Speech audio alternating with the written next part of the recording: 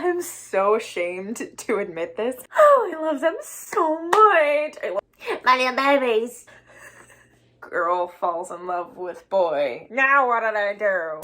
Hello friends! Welcome back to my channel, The Magic Cat. I am Kat, your host and resident book nerd. Book nerd by day, book nerd by night. If you are new here, please consider subscribing and ringing the bell so you know when more magic will be coming your way. And with that, let's get into this video.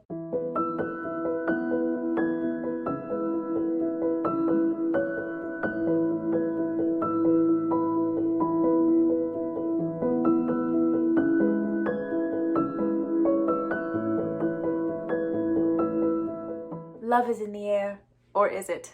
Mercury is in retrograde, so I think that's kind of counteracting any lovey-dovey feelings I may have had this Valentine's season. So, you know what? Despite the fact that I am alone, I decided, wouldn't it be kind of cute if I told you about my favorite book romances? The ones that I live vicariously through. These are couples that I would die for and that I truly love with my entire heart. There will be no spoilers in this video, so don't worry about that. I'm just gonna be giving you a general overview of why these characters are so beautiful together. Are you ready? Are you ready? Let's just, start off with two of my favorite boys. I'm so ashamed to admit this, but this is the only book of this series, A Darker Shade of Magic by V.E. Schwab. This is the only book that I own from that series, and it is quite beat up. It's very well loved. But yeah, anyway, all of that is to say, Rye and Alucard,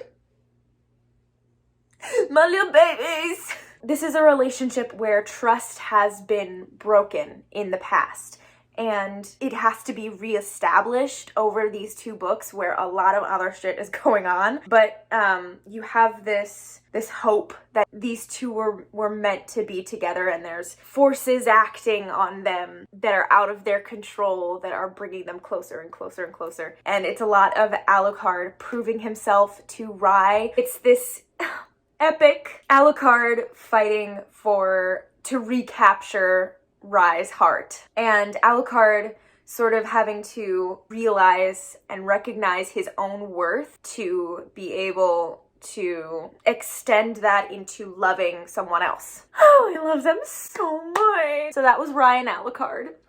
My little babies. Next up, I can't not talk about Fire and Briggan from Fire, which is in the Graceling series. This is one of my all-time favorite books. This is a romance that develops over a long period of time. It's a beautiful, delicious slow burn, and it's kind of enemies to lovers. They really have a disdain for each other in the beginning, where they truly have misjudged each other in their first impressions. But the beautiful thing about that is that the reason that they start to fall for one another is mutual respect. They start to realize that each of them believes in what the other believes in, that their beliefs and their morals and what they're fighting for is the same. And that's where the love starts to blossom, is in this realization that they're fighting for the same things. I love them with my whole heart, because when they finally do fall for each other, it's like, when you can tell that two people are supposed to end up together in a book, and you're like, okay, but how is it gonna happen? It's really the how that is important with this story. And the romance is not at all the point of this book, which I personally love when romances are secondary or even tertiary. I don't know, that's just me. I'm over the girl falls in love with boy. Now what did I do? Plotline, which those plotlines are fine. If you love them with your whole soul. That's totally fine. It's just not for me. And that's why I love this book so much, is that it is really not the focus of the book, the romance. But man, when they get together, fireworks. I love them. Would it really be a Magic Cat video if I didn't mention Six of Crows? First of all, Kanej. I love Kanej so much. I love him with my whole heart. This is another relationship which is built upon mutual respect. They each have a deep understanding of one another, at least by the end of the books, and they have a deep respect for the abilities of one another. It's a very will they, won't they, but obviously they will kind of a thing. Super slow burn with unending tension. The tension never goes away, and it is so yummy, but also so heart-wrenching. Whether or not they end up together, I'm not gonna tell you that. That's something you would have to find out for yourself reading these books. I just think it's really great to see, especially in young people, young adults, setting boundaries like Inej does, but also being super sensitive to Kaz's disability. But there's this beautiful anticipation and hope throughout these books that could they work? Could they? How would it work? And that's why I love Knej. Give me all the Knej. Moving right along to Matthias. Nina and Matthias. Sorry, Lee Bardugo, I'm pretty sure it's Matthias, but I can't fight my brain. Whew. This is a pure hate to love situation. Again, not a spoiler, you can tell. You can absolutely tell that they're going to end up together because you just know when two characters hate each other that much that it's going to be fun to watch them fall for each other. And it so is. They're equal parts battling their circumstances because there's a lot going on in Six of Crows, let me tell you. But they are also battling these prejudices that they both have throughout these books, which makes it another delicious slow burn because he doesn't believe she should exist. And, you know, that creates problems for her.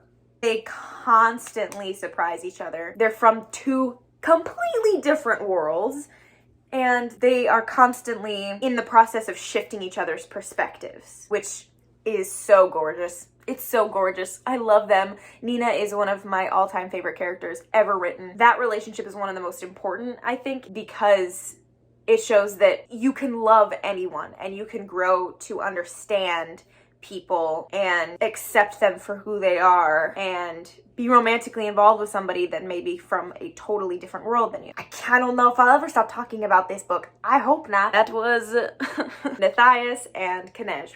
Okay. Dare I say it's my favorite? It might be. Madeline Miller. How dare you do this to my heart. Patrachilles. My sweet little baby loves. If you read this book, I just need you to emotionally prepare yourself for a freaking ride. It's a lot. And it is so goddamn beautiful. These two people are soulmates. Patroclus and Achilles are the definition of soulmates. They live in a world where they're not supposed to be soulmates, and their love grows despite that. Despite Achilles' mom, Thetis, who is the worst, despite the world that is literally against them. It is a I would follow you anywhere romance. It is heart-wrenchingly tender, also heartwarmingly tender. They come of age together. They have their childhood together. Them discovering each other and overcoming obstacles together, making decisions together, saving slave women together. This is a romance tainted by fate and the will of outside forces, aka the gods. Read this book. It is a super quick read. It's under 400 pages, and every single page is beautiful. Patrachilles. My babies. The fifth and final book that I would like to talk about is A Touch of Darkness, Hades, and Persephone. Is anyone surprised that I'm mentioning two Greek mythology-inspired books in one video? I'm not. Hades and Persephone, steamy, spicy. Woof! You will sweat reading this book. This is the steamiest romance of all of them. It's steamy, but in the sweetest way. They also have totally wrong first impressions of each other. Well, one of them does. This is a book of one of them proving to the other that they were meant to be together, but at the same time not feeling worthy of that person, which, you know, is always frustrating. So frustrating. But also, don't we love to feel frustrated for some reason, us book lovers? This is also another one of changing each other's perspectives on the world, on each other, of how they view the society that they live in. This is a modern retelling of a Greek myth. If you don't know, Hades is the god of the underworld, and Persephone in Greek mythology is the queen of the underworld. But she starts off as simply a daughter of Demeter, the goddess. One of them is constantly fighting the love that they feel for the other, which, again, frustrating, but also delicious. Woo! The smutty scenes, oh my gosh. If you thought that Sarah J. Maas was the only author that could write titillating scenes that make you feel warm, real warm, you were wrong. Scarlett St. Clair, damn, these are some spicy scenes. So satisfying. It's very satisfying. It's also very mysterious, like you are not certain what's going on in Hades' head for most of it, which is very fun, especially when you find out what he has been thinking and his perspective. I'm very excited to read the next book in this series because I'm sure it's just all gonna fall apart again, everything that we've built, but as a book lover, again, I'm excited for that and also dreading it. So there's that. We've done it. We've come to the end of this Valentine's Day inspired video. My favorite romances and books. Let me know in the comments below what your favorite book romances are. Or if you don't feel like doing that, which I totally get, just leave your favorite heart emoji down there, whatever color you want. Please subscribe if you haven't already and give this video a thumbs up. That would help me out a lot. Yes, I love you all. Thank you so much for watching. I'll see you in my next video. Bye.